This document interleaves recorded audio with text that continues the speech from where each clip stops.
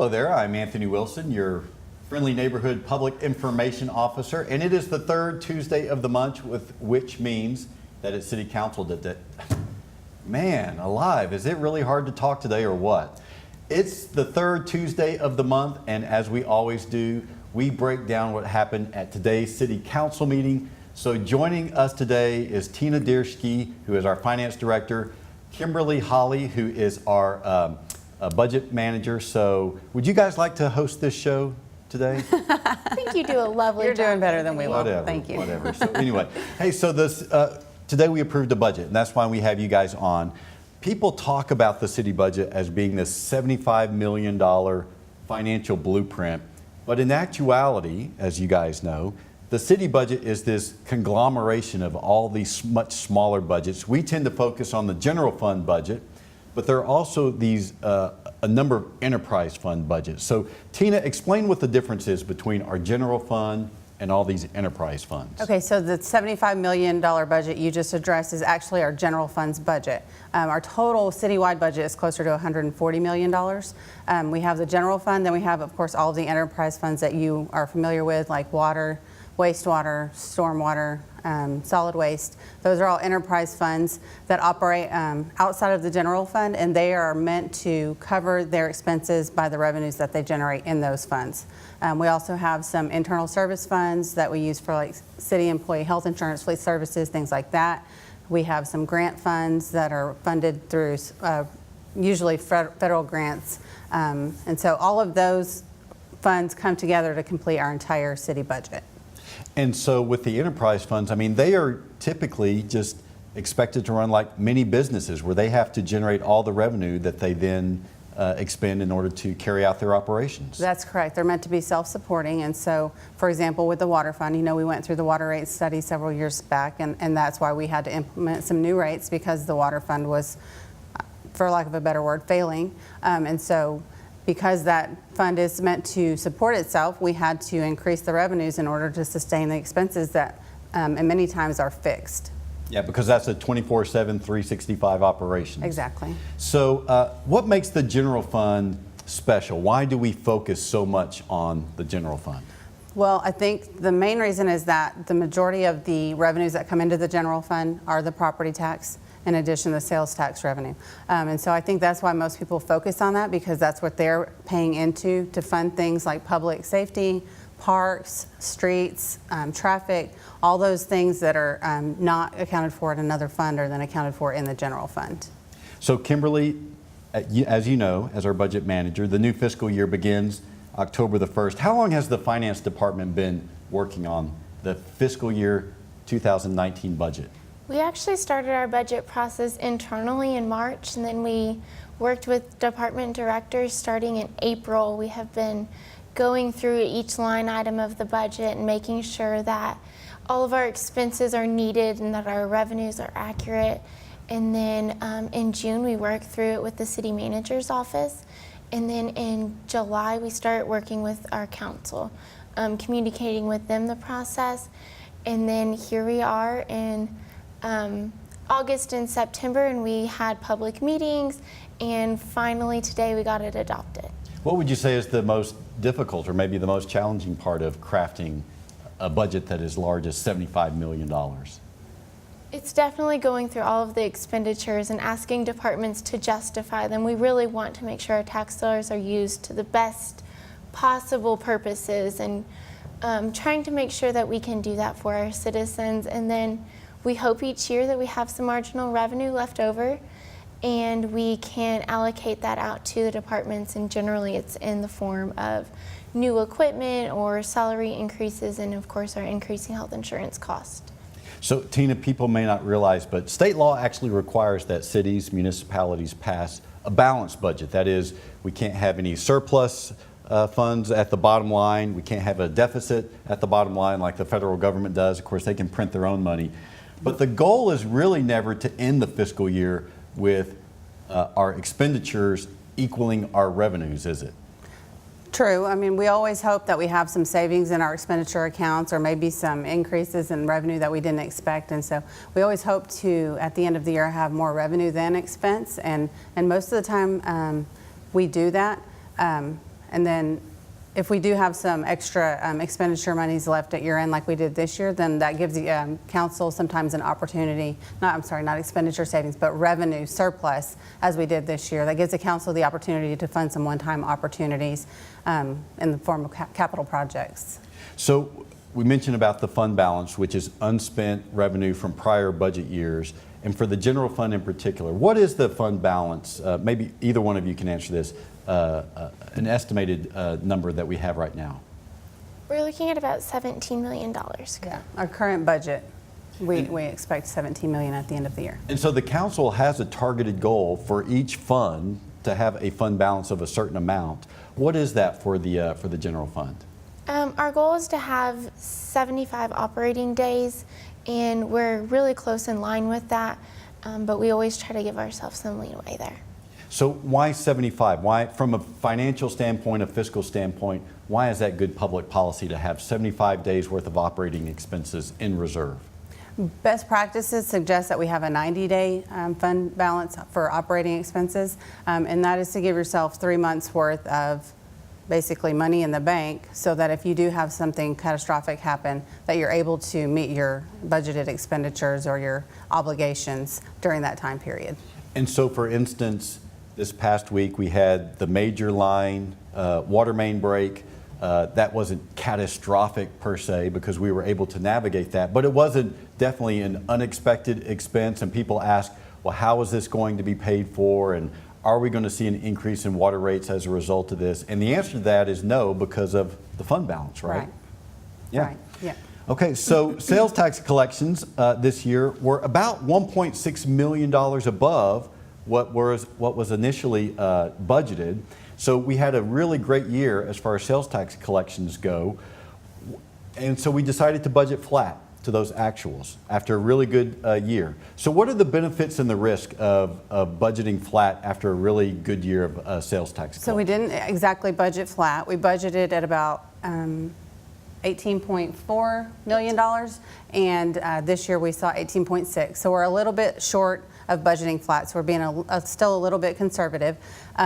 So the benefit of that is that we're able to do some things. For example, today council directed us to include $371,000 for equipment replacement needs that we've needed to replace for quite some time now. And so that allowed us an opportunity to do that. The risk, of course, is that we don't meet the revenue target, and thereby we have to either find some ways to increase other revenue sources or find ways to decrease expenditures to cover for that deficit. And so sometimes we'll just look at some of the big ticket projects and see if there's a way to whittle back some of those costs or scale back the work. Right. And many times, almost every year, we see, the tens or hundreds of thousands of dollars in salary savings. So when we start to see that decline, if we did, we would immediately begin to capture some of those savings that we can and use it to decrease our sales tax revenue budget. Now, explain that just a little bit more. How do we see those savings? Where does that come from exactly? Most of the time it's in our parks department or our street and bridge department. We'll see those positions that they're unable to fill. And so because those vacancies exist, we have those salary savings that we can capture when we need to. So we mentioned that sales tax collections for the current fiscal year was up $1.6 million above what was budgeted. And the council today made some decisions on how to spend some of those surplus funds. What are some of the projects that will be spent on? Let's see, they allotted $200,000 for some improvements at the animal shelter.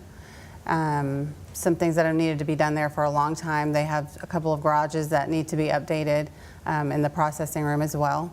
Let me think. They had bank stabilization along the Concho River? Yes, Concho River bank stabilization. They set aside about $200,000 to spend between that and Fort Concho as needed. There was about $200,000 that went to a traffic light battery backup system. So that'll ensure if we have a power outage, our traffic guys have the equipment they need to get that light up and functioning right away. Another $200,000 went for the parking lot at Ruffini Chapel to replace, which is the near our senior center. Yes, so we'll get that parking lot finished and looking good pretty quickly. So. Now, the common thread that runs through all of those projects is they are all one-time cost versus ongoing expenses. So why is it important that these funds, these surplus funds, be spent in that specific way as opposed to, say, more personnel? I think the key thing there is more personnel is something that's going to be a continuous cost. Year after year, we're going to have those employees and those positions that we need to fund. And we just can't rely on having this positive sales tax growth. I mean, 2016, we had a really difficult year for sales tax. And we actually had to cut expenditures from our budget. And we don't want to tie ourselves to more obligations and then potentially ever have to consider doing layoffs or anything like that. So this protects the city from having to go through those. You guys have both mentioned about conservative budgeting, and this actually strikes me as a fairly vanilla budget with only 3 new initiatives in the coming year. So talk about what those 3 new initiatives are. So one was raises for employees. We're planning to implement with this new budget a pay plan for the police department. There's some raises for the fire department as well. They have an allotted amount for their higher level fire employees. And then of course 2% for all other employees is included in the budget. The city council allotted an amount to cover the cost of the increase in our health insurance premiums. The estimated cost, they are hoping to be able to cover all of that increase on the city side. And thirdly, 5 new police officers. We talked with the police department last year, and we agreed to do 5 police officers for 4 years. So this will be year 2, adding a total of 10 new officers patrolling our streets. And so those are, of course, all ongoing costs, like you just mentioned, that there is going to be a something that we're going to have to pay. That's right. Year an after annual year. obligation, yeah. Yeah. If people want to view the budget, where can they go to do that? Our city website is cocitx.us/budget. And you can see the proposed budget. Soon we'll get the adopted budget up there. And then you can see all of our previous year's budgets as well.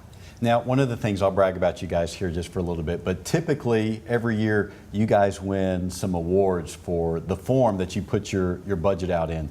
Yeah. Why do you think that form has won accolades, and how does it communicate, in your minds at least, well to the public about what the financial plan is for the city?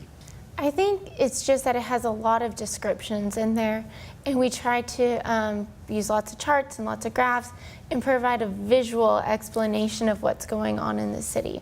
You know, we're going to show you our projections, what we think what might be happening for the next 5 years. We're going to show you where we've been for the past 5 years.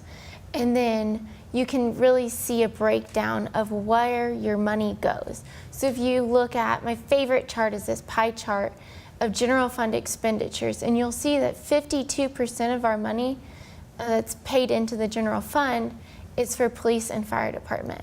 But we're only receiving 46% of our revenue from property tax. So our property tax that we collect isn't enough to pay for our police officers and our firefighters in their operations. So that's a really neat visual diagram that you get to see, and it kind of helps you see where your money goes. Yeah, and the irony of that, of course, is that the property tax was initiated in San Angelo in order to pay for police and fire protection, and today it's not sufficient in order to cover the budgets of those two important departments. So, and we continue to add to those departments. And that's true. So those percentages then are likely to increase, and especially when you increase the salaries of those officers and firefighters as well. So what I know about city budgeting, but most people might, like, now that the budget has been passed, they might expect, Kimberly, for the next 6 months you're going to be in your office with your feet propped up on your desk. But actually, budgets are not carved in stone. So how often will this plan be amended in the coming 12 months? We take a budget amendment to council about every 2 to 3 months, and each budget amendment requires 2 hearings. And in fact, we expect to take our first budget amendment because of the discussion we had today with the City Council for the surplus sales tax revenue. We'll have to take our first budget amendment in October to allow for those departments to use those funds as council directed. So explain to us then, Tina. I mean, a budget is passed, the council has spoken, and so someone who's not sort of familiar with budgets or with governmental operations might say, well, why would you ever change that? You've got it down in writing and you should just adhere to that plan forever and ever. Amen. You just said the key word. It's a plan. So it's a fluid document. And we know that when we set the budget, there will be things that come up that we don't expect. There will be, grants received that we didn't expect to receive. So therefore, we have to budget for both the revenue and expense for that. There's always things that come up that you can't always be prepared for everything. And so, Like a water main break. right, exactly, yeah. So we know that we'll have budget amendments throughout the year. The state law does require us to have a budget and for the council to adopt that as an ordinance, but it also allows for the city council to then amend that ordinance throughout the year. And so again, if you are interested in looking at the budget, we will soon have that posted on our website at cosatx.us/budget. And we hope you'll join us on the afternoon of the first Tuesday of October, when we'll be back to catch up with the council.